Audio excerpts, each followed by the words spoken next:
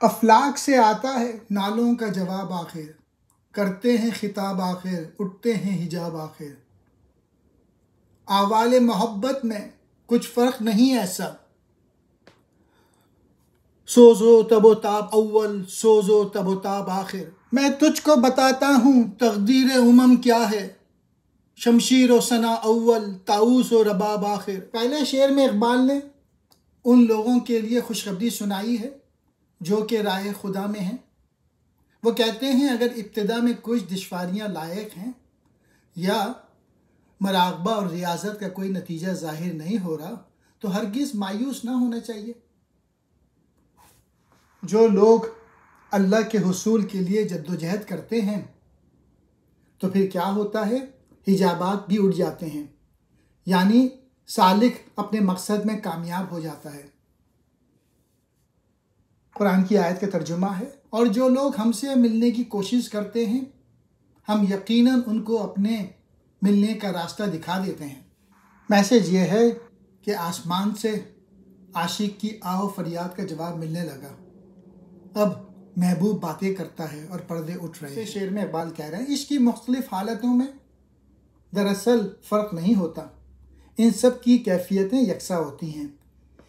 ابتدا میں بھی سوز و گداز اور تڑپ سے سابقہ پڑتا ہے، آخر میں بھی یہی حالت باقی رہتی ہے۔ شعر میں اقبال کہتے ہیں کہ قوموں کا جو عروج و زوال ہے وہ مختلف مراحل سے گزرتا ہے۔ جو قومیں جدوجہد میں مصروف رہتی ہیں اور ان مراحل سے گزرنے کے بعد جب وہ عیش و عشرت اور راگ رنگ میں مصروف ہو جائیں تو یہ سمجھ لو ان کا زوال شروع ہو گیا۔ صرف اس ایک شعر نے قوموں کی زندگی کا نقشہ کھینچ دیا ہے کہ ہر قوم کو جفا کشی سے حکومت حاصل ہوتی ہے، حکومت سے دولت، دولت سے عیش و عشرت اور عیش سے زوال ہو جاتا ہے۔ عام قاعدہ یہ ہے کہ شراب پی کے مستی طاری ہوتی ہے، لیکن یورپ پہلے مست کرتا ہے پھر شراب دیتا ہے، یعنی پہلے پہل قوموں کو اپنی ظاہری طور طریقے میں الجھا کے اپنے دام میں پھنساتا ہے، کسی کی مالی امداد کرتا ہے، کسی کے لیے فوجی حفاظت کا بندوبست کر دیتا ہے، کسی کے لیے ریلیں اور سڑکیں بنا دیتا ہے۔ جب اپنی خیر خواہی کا سکہ بٹھا لیا تو پھر اخلاقی تقریب کے عام وسیلے مہیا کر کے اس قوم کو موت کے گھاٹ اتار دیتا ہے۔ نالوں کا جواب، فریاد یا دعاؤں کا جواب۔ خطاب کہتے ہیں سامنے ہو کے گفتگو کرنا، حجاب کہتے ہیں پردے کو، احوال کہتے ہیں کیفیتیں، سوز کہتے ہیں خلش، تپش جلنا، تب و تاب عشق کے سبب بے قراری، تقدیر امم قوموں کی تقدیر، شمشیر و ثنا تلوار اور نیزے، طاؤس و رباب باجا اور سارنگی، مراد عیش و عشرت۔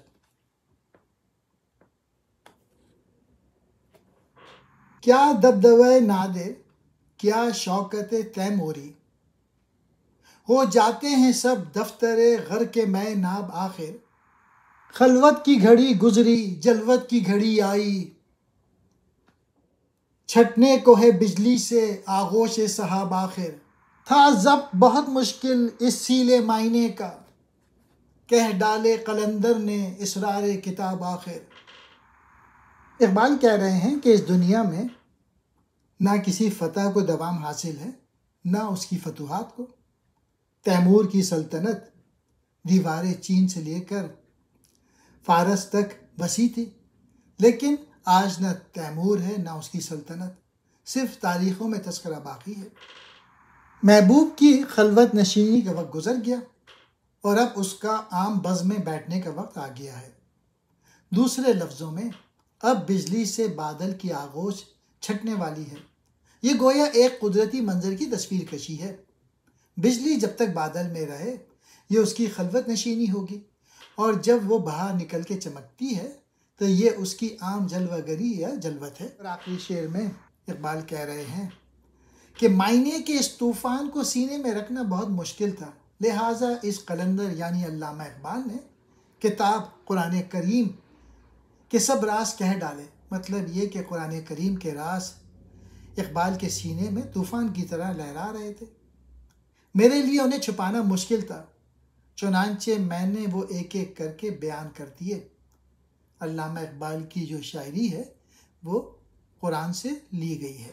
دبدبہ نادر، نادر بادشاہ کا روب، شوکت تیموری، مغلیہ خاندان کی شان و شوکت۔ دفتر یعنی کتاب، غرق میں ناب، خالی شراب میں غرق۔ مراد یہ ہے کہ شراب نے عام لوگوں کو کیا، بادشاہوں اور حکمرانوں کو بھی آخر تباہ و برباد کر دیا۔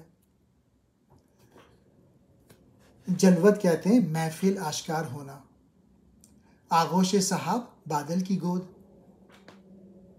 سیل معنی، معنی کی بے پناہ وسعت، ضبط کرنا، روکنا۔ قلندر یعنی درویش خود علامہ اقبال۔ اسرار کتاب، کتاب کے راز، یہاں پہ مراد ہے قرآن مجید۔